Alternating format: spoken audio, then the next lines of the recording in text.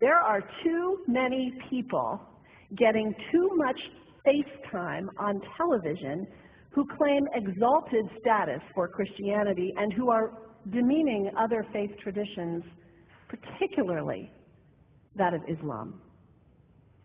And my friends, this has got to stop. There is nothing in the Gospels, there is nothing in the teaching of Jesus Christ that says anything about burning the holy texts of other traditions.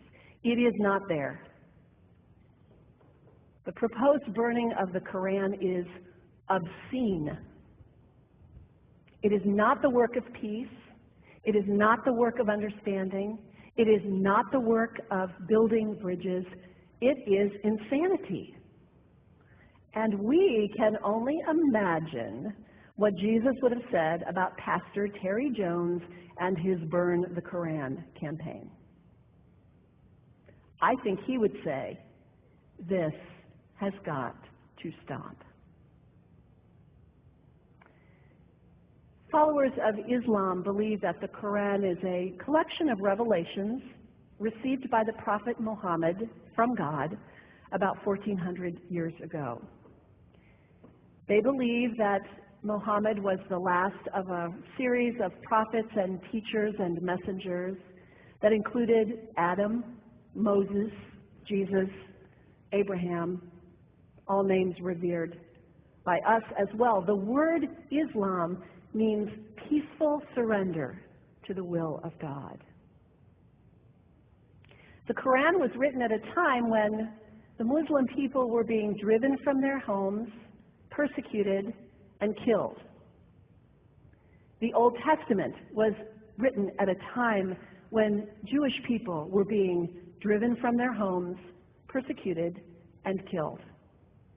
And religious scholars will tell you that most holy scriptures have stories of war and violence in them. Throughout history, most faiths have used these texts to justify violence. And if there's anyone in this room at this moment who's thinking that I've got it wrong, after church today, pull out your Bible and look up Psalm 137. And you'll see that our own text has passages that can make us uncomfortable.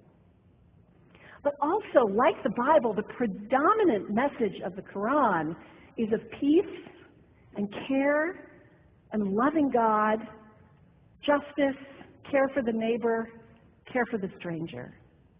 In the Bible, we have thou shalt not kill. In the Quran, we have whoever kills another, surely he is killing all of humanity.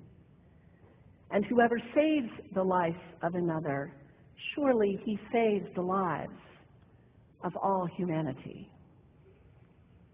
These are words of peace, words of faith, words that could save the world if we would take them to heart. The second thing you can do, the next time someone sends you one of those emails demonizing Islam, delete it. Don't forward it. Don't participate in the stereotyping. Don't give in to your fear. It's okay to be a little afraid. We all have those emotions. Just don't give into it. Don't sign on for it. Don't focus on this tiny group of extremists who commit acts of violence. Focus on the hundreds of millions of Muslim people in the world who are people of faith, whose priorities and concerns and families are not so different from your own.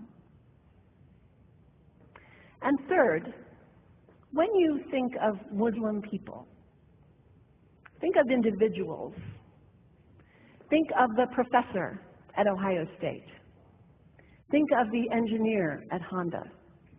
Think of the teacher at the elementary school down the street.